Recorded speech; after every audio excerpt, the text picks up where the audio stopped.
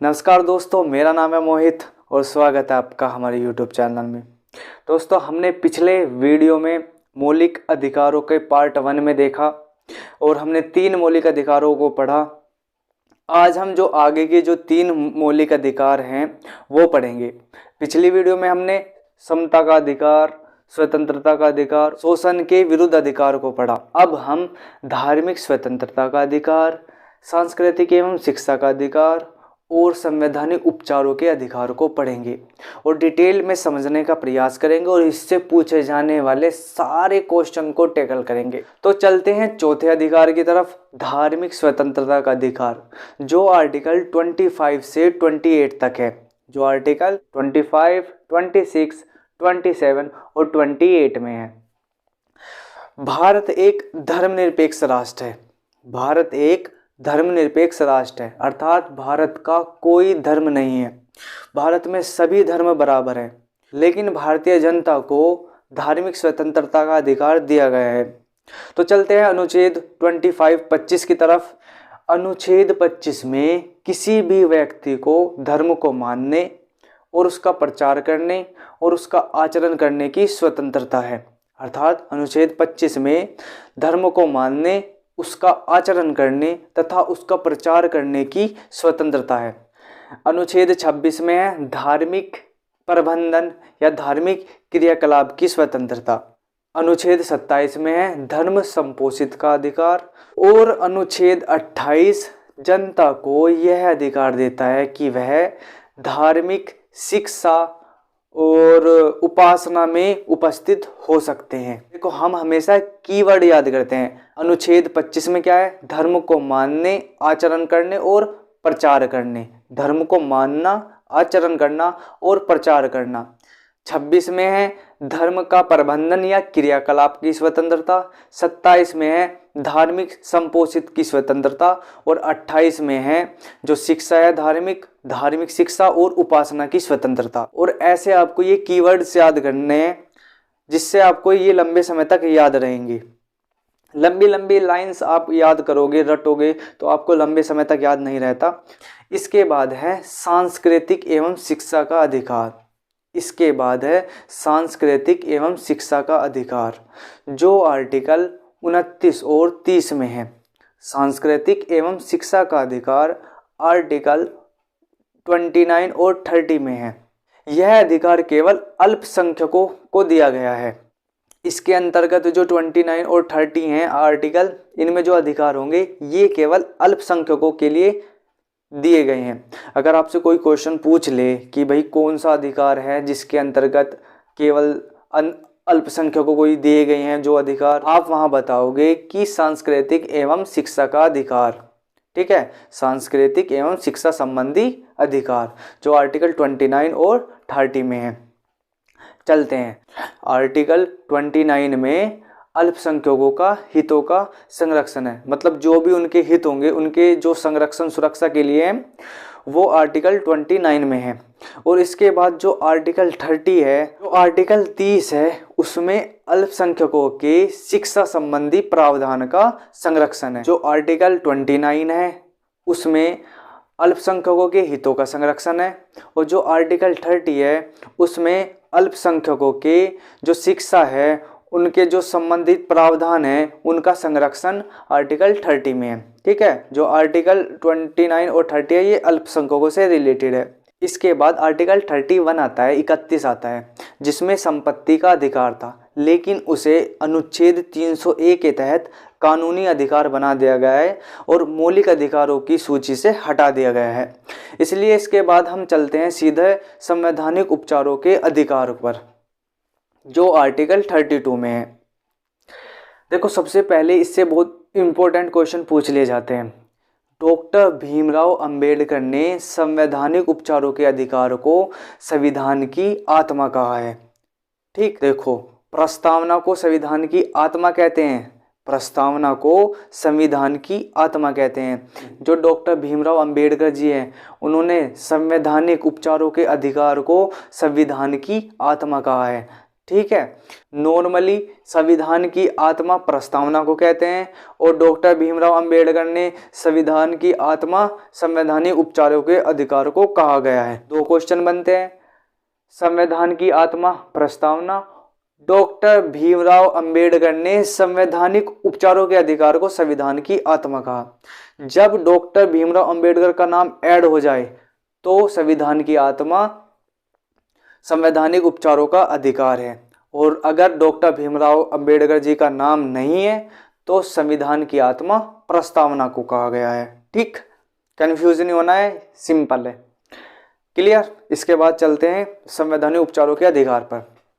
देखो, इस अधिकार के तहत जितने भी मैंने अधिकार बताए हैं, अगर उनमें से किसी भी अधिकार का हनन होता है, किसी भी व्यक्ति का उनमें से किसी भी अधिकार का हनन होता है, तो वह सुप्रीम कोर्ट और हाई कोर्ट में अपील कर सकता है इस अधिकार के तहत। अर्थात अगर किसी भी व्यक्ति का किसी भी मौलिक अधिकार का हनन होता है तो वह संवैधानिक उपचारों के अधिकार जो आर्टिकल 32 है इसके तहत सुप्रीम कोर्ट या हाई कोर्ट में अपील कर सकता है।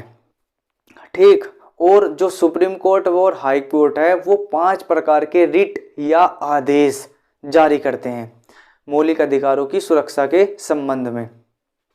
ठीक, जो सुप्रीम कोर्ट है वो आर्टिकल 32 के तहत रिट जारी करता है, और जो हाई कोर्ट है वो आर्टिकल 226 के तहत रिट या आदेश जारी करता है। जो सुप्रीम कोर्ट है वो आर्टिकल 32 के तहत रिट या आदेश जारी करते हैं, और जो हाई कोर्ट है वो आर्टिकल 226 के तहत रिट जारी करता है। ये दोनों कोर्ट 5 आदेश जारी करते हैं, और ये बहुत ज़्यादा इम्पोर्टेंट है, ये एग्ज़ाम में पूछ ले जाते हैं, तो इसलिए इन्हें ध्यान से देखना। पहला है बंदी प्रत्यक्षीकरण, अर्थात शरीर को प्रस्तुत करना। इसके तहत अपराधी को गिरफ्तार करके 24 घंटे के अंदर जो नज़दीकी मजिस्ट्रेट है उनके समक्ष पेश करना होता है।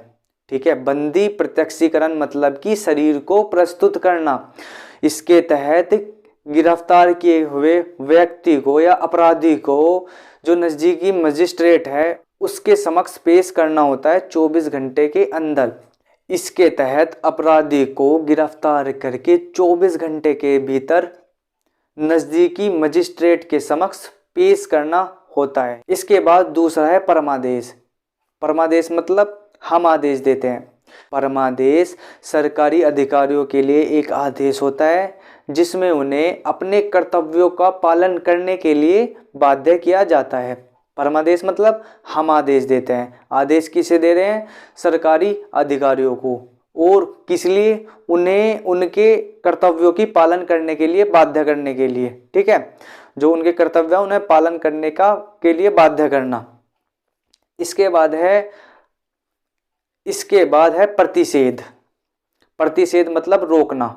ऊपर वाला न्यायालय नीचे वाले न्यायालय को आदेश देता है कि जो यह कार्य आपके अधिकार क्षेत्र से बाहर है, इसलिए यह कार्य ना करें। ऊपर वाला न्यायालय नीचे वाले न्यायालय को आदेश देता है कि जो यह कार्य है, कोई भी कार्य, कि तुम इस कार्य को ना करो क्योंकि यह आपके अधिकार क्षेत्र से बाहर है। ठीक, इसके बाद है उत्प्रेक्षण। उत्प्रेक्षण मीन्स सूचना देना। उत्प्रेक्षण में ऊपर वाले न्यायालय नीचे वाले न्यायालय को आदेश देता है कि इस लंबित मुकदमे को हमारे पास भेज दे क्योंकि यह आपके अधिकार क्षेत्र से बाहर है। उत्प्रेक्षण मतलब सूचना देना। ऊपर वाला न्यायालय नीचे वाले न्यायालय को आदेश देता है कि इस लंबित मुकदमे को मेरे पास भेज दो क्योंकि यह आपके अधिकार क्षेत्र से बाहर है। इसके बाद है पांचवा अधिकार परीक्षा लेख। ठीक है, जिसका मीन्स होता है प्रमाणित करना, जिसका अर्थ होता है प्रमाणित करना या वारंट के द्वारा। इसके अंतर्गत किसी सार्वजनिक पद पर स्थापित होने वाले अधिकारी की योग्यता का परीक्षण करना कि क्या वह उस पद के लिए योग्य है या नहीं। किसी भी अधिकारी की योग्यता का परीक्षण करना कि क्या वह उस पद के लिए योग्य है या नहीं, यह अधिकार परच लेख के अंतर्गत आता है। अब हम आर्टिकल 33, 34 और 35 को पढ़ेंगे। किसे पढ़ेंगे? 33, 34, 35। मन में एक डाउट तो जरूर आ रहा होगा कि जो मौलिक अधिकार है वो अनुच्छेद 12 से 35 तक है, लेकिन हमने जो समानता का अधिकार बताया है वो 14 से 18 तक है। तो ये अनुच्छेद 12 और 13 कहाँ गए? अनुच्छेद 12 और 13 है ये आम जनता से रिलेटेड नहीं है, इसलिए हम इन्हें मौलिक अधिकार में नहीं पढ़ते। ये इतना इम्पोर्टेंट नहीं होते क्योंकि ये राज्यों से रिलेटेड है। अनुच्छेद 33 के तहत संसद को यह अधिकार होता है कि वह किसी क्षेत्र की सेना, सशस्त्र बल, खुफिया विभाग में जो काम करने वाले लोग हैं उनके मौलिक अधिकारों पर कुछ हद तक नियंत्रण लगा सकती है।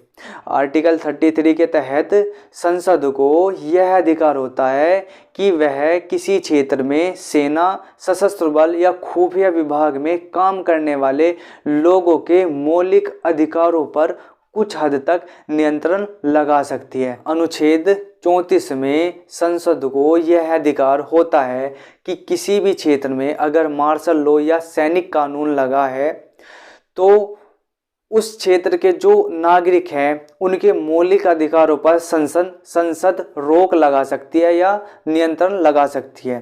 ठीक है। अनुच्छेद 34 के तहत संसद को यह अधिकार होता है कि अगर किसी क्षेत्र में मार्शल लॉ या सैनिक कानून लगा है तो संसद उस क्षेत्र में रहने वाले नागरिकों के मौलिक अधिकारों पर रोक लगा सकती है। इसके बाद अनुच्छेद 35। तो अनुच्छेद 35 के तहत संसद को यह अधिकार होता है कि वह मौलिक अधिकारों के संबंध में कोई नया कानून बना सकती है। ठीक है। अनुच्छेद 35 के तहत संसद को यह अधिकार होता है कि वह मौलिक अधिकार के संबंध में कोई नया कानून बना सकती है। अनुच्छेद 352। अनुच्छेद 352 के तहत राष्ट्रीय आपात लागू होता है और इस आपात में अनुच्छेद 20 और अनुच्छेद 21 को छोड़कर अन्य सभी मौलिक अधिकारों को निरस्त किया जा सकता है। ठीक है। आर्टिकल 352 के अंतर्गत राष्ट्रीय आपात लागू किया जाता है और इस आपात में अनुच्छेद 20 और 21 को छोड़कर अन्य सभी मौलिक अधिकारों को निरस्त किया जा सकता है। वे मौलिक अधिकार जो भारतीयों को प्राप्त है लेकिन विदेशियों को नहीं, वो स्क्रीन पर है। और वे मौलिक अधिकार जो भारतीय और विदेशियों दोनों को प्राप्त हैं वो भी आपकी स्क्रीन पर है। ठीक है। केवल भारतीयों को प्राप्त मौलिक अधिकार जो विदेशियों को प्राप्त नहीं है वो आपके स्क्रीन पर है, और वे मौलिक अधिकार जो भारतीय और विदेशियों दोनों को प्राप्त हैं वो भी आपकी स्क्रीन पर है। आप इन्हें देख लेना। उम्मीद करता हूँ ये वीडियो आपको पसंद आई होगी। मिलते हैं नेक्स्ट वीडियो में, तब तक के लिए नमस्कार, जय हिंद।